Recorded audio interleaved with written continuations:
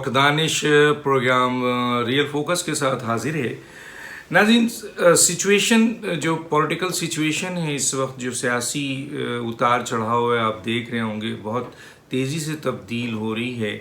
और मैंने जैसे कहा कि पीडीएम का इजलास जो 29 तारीख को, मैं बार बार कह रहा हूँ, आपने देखा मौलाना फजल रहमान साहब ने भी ऐलान कर दिया, जो कि मैंने पहले ही बता दिया था कि उनका इजलास जो है वो हफ्ते के दिन होगा और वो 29 तारीख होगी। तो आपने देखा अभी मौलाना फजल रहमान साहब ने ऐलान कर दिया है कि जी हफ्ते के दिन जो है वो आपके पीडीएम का सरबराही इजलास है, जिसमें पाकिस्तान पीपल्स पार्टी या एएनपी को शमूलियत की दावत नहीं दी जाएगी।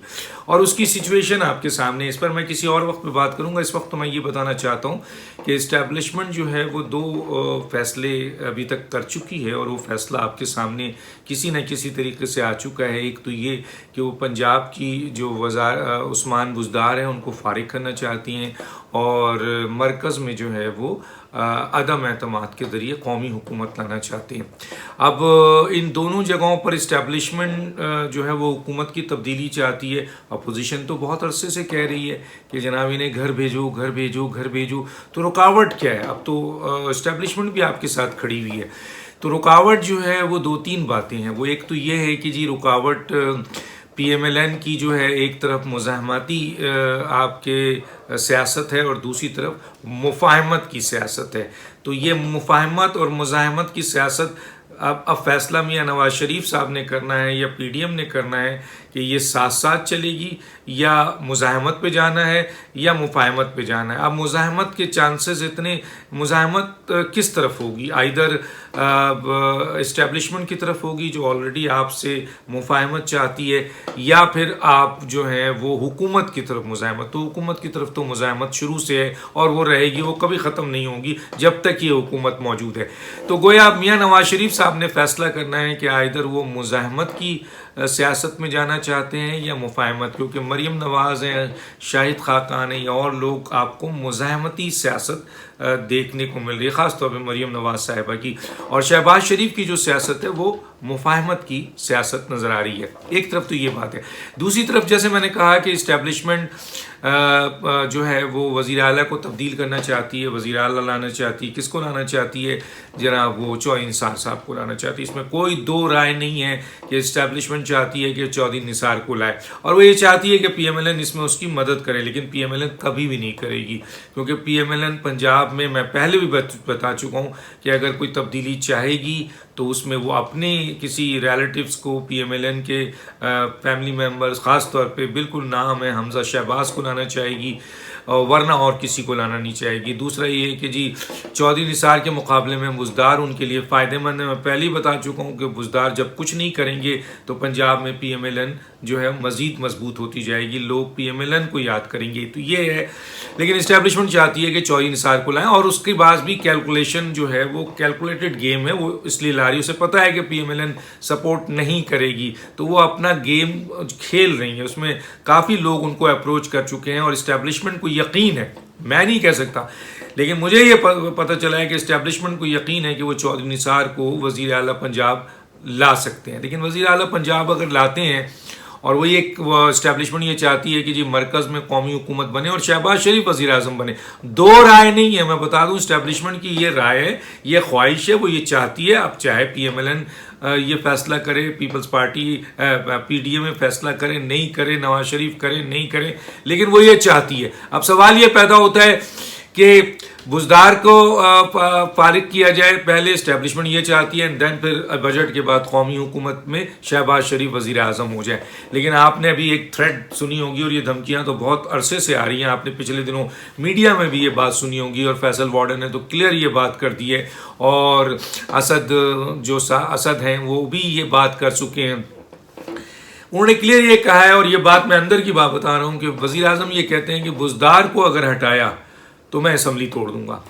अच्छा, अब असम्बली तोड़ दें तो ये तो काम अपोजिशन का हो गया, इधर बुज़दार भी हट गया, इधर असम्बली टूट गई। जब असम्बली टूट गई तो अपोजिशन का मेन मकसद, मेन टारगेट जो है वो पूरा होता है, ख़ासतौर पे पीएमएलएन का बयानिया या मौलाना फजल रहमान या पीडीएम का, कि जनाब जनरल इलेक्शन पे जाएं।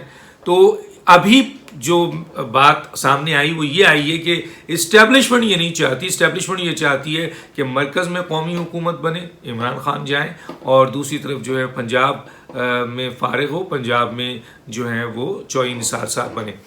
अब चौधरी निसार को लाना वो पहले चाहते हैं और बजट के बाद मरकज में भी लाना चाहते हैं, पहले पंजाब में तब्दीली चाहते हैं। तो पंजाब में अगर तब्दीली आती है और इमरान खान साहब इस बात के लिए तैयार हैं कि तुमने अगर पंजाब में तब्दीली लाई तो मैं मरकज को छोड़ दूंगा, तो इस्टेब्लिशमेंट यहाँ पर रुक जाती है, ब्लैकमेल होती है कि जी ये मरकज में तोड़ देंगे तो हम जनरल इलेक्शन में चले जाएंगे, इस पोजीशन पे हम हैं नहीं हैं, बहुत सी चीज़ें निगोशिएट होनी है, बैठना है, डिस्कस हो रहा है, फाइनल होना है जनरल इलेक्शन तक, तो वो तो एकदम आ जाएगा। फिर क्या किया जाएगा, फिर इस्टेब्लिशमेंट कहाँ खड़ी होगी, अपोजिशन क्या करेगी। तो इसलिए वो चाहते हैं कि कौमी हुकूमत पहले बने और बहुत से मामला तय हो जाएं, फिर जनरल इलेक्शन में चले जाएं।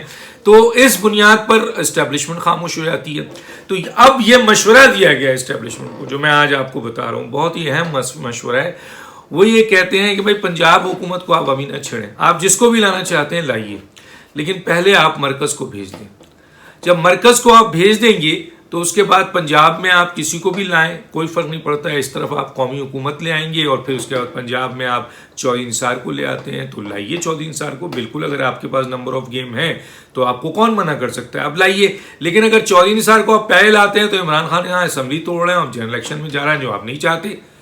लेकिन अगर आप चाहते हैं कि कौमी हुकूमत भी रहे और पंजाब की हुकूमत भी तब्दील हो जाए, तो उसका बिल्कुल एक वाहिद हल है जो दिया गया इस्टेब्लिशमेंट को। इस्टेब्लिशमेंट डेफिनेटली मेरा ख्याल है ये सोचने पे मजबूर होगी, अगर वो इन चीज़ों की तरफ जाना चाहती है, कि पहले मरकज़ को भेज दिया जाए, इमरान खान साहब को भेज दिया जाए, ना वो असेंबली तोड़ेंगे, ना जनरल इलेक्शन की तरफ जाना होगा, ना आपका वो जो कौमी हुकूमत बनाने का पूरा आपकी तैयारी है वो डिस्टर्ब होगी, और इधर उसके बाद आप पंजाब में हुकूमत गिराना आपके लिए कोई बड़ी बात नहीं होगी अगर इमरान खान साहब चले गए और आपके सारे मकासद पूरे हो रहे हैं।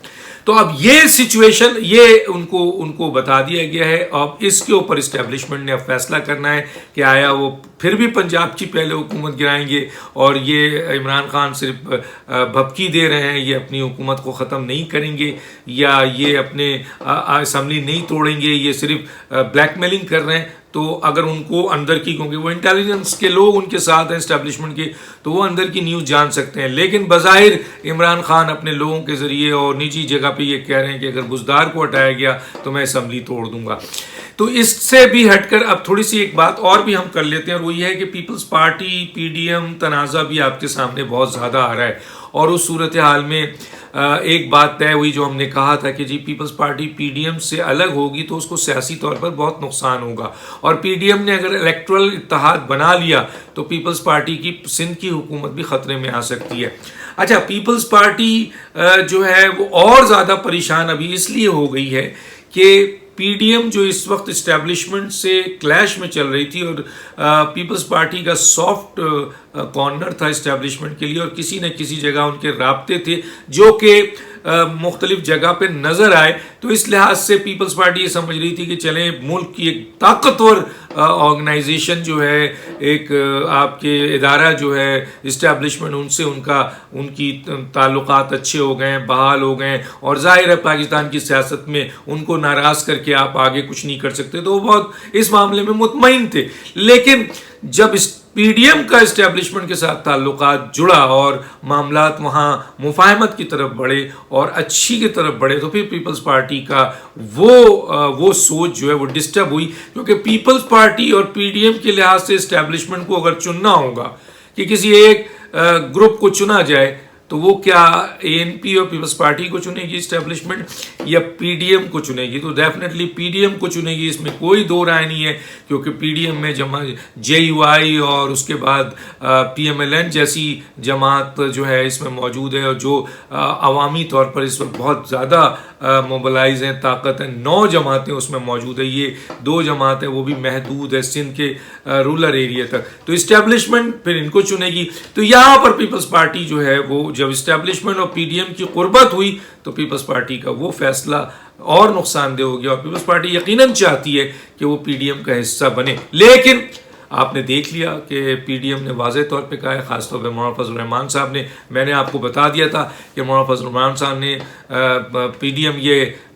पीडीएम उनको नहीं बुलाएगी, पीडीएम उनको सरबराही इजलास में नहीं बुलाएगी जब तक कि पीपल्स पार्टी एएनपी अपने फैसले पर नजरसानी ना करें और ख़ुद वो अप्रोच ना करें। और वही बात आपने देखी, शाहिद खाकान अब्बासी की स्टेटमेंट आ गई, मरियम नवाज साहिबा की स्टेटमेंट आ गई, मौलाना फजल रहमान की स्टेटमेंट आने के बाद तो फिर ना नवाज शरीफ स्टेटमेंट है, ना मरियम की स्टेटमेंट है, ना शाहिद खाकान की। क्यों? क्योंकि पीडीएम के सरबराह जो हैं वो मौलाना फजल रहमान है। तो क्लियर हो गया। तो अब ये है कि पीपल्स पार्टी के लिए जो है वो बड़ी पोजीशन उसकी वो है कि दोस्त बने थे जिनके हम यानी इस्टेब्लिशमेंट की, वो इस्टेब्लिशमेंट उचक कर इधर आ चुकी है बड़े ग्रुप के पास। तो यहाँ पर उनकी पोजीशन वीक, और ये हो नहीं सकता, ये हो ही नहीं सकता। और ये उनकी खुदकुशी होगी कि पीपल्स पार्टी जो है वो आदम एतमाद जब कौमी हुकूमत की इस्टेब्लिशमेंट और अपोजिशन ला रही हो तो आप पीटीआई को सपोर्ट कर दें। ये तो फिर पीपल्स पार्टी की जितनी भी सियासत है वो ख़त्म हो जाएगी। तो ये पूरी सूरत हाल है जो मैंने आपके सामने पेश कर दी। इस्टेब्लिशमेंट क्या चाहती है, इस्टेब्लिशमेंट को क्या मशवरा दिया गया है, मियां नवाज शरीफ साहब क्या फैसला करने वाले हैं, पीडीएम अब किसके खिलाफ मुज़ाहमत करने वाली है, ये सारी बातें मैंने आज आपको बता दी हैं। और जो है वो फैसला आपके इस्टेब्लिशमेंट ने अगर ये फैसला कर लिया कि पहले कौमी हुकूमत मरकज़ और फिर पंजाब, तो फिर मामला काफ़ी बेहतर है। वरना फिर अगर वाकई बुज़दार को फारिग कर दिया जाता है और नंबर ऑफ गेम उनके पास मौजूद है इस्टेब्लिशमेंट के बाद, चौधरी निसार को ले आया जाता है, तो फिर आपके अगर इमरान खान ने वाकई असम्बली तोड़ दी तो फिर तो जनरल इलेक्शन की तरफ जाना है। ये थी चंद बातें। डॉक्टर दानिश को इजाज़त दीजिए। अल्लाह हाफिज़।